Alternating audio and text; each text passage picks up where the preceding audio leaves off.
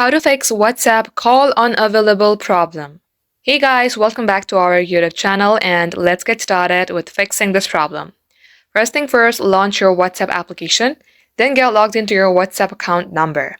Once you do so, tap on the three-dot icon on your top right-hand side, click on Settings.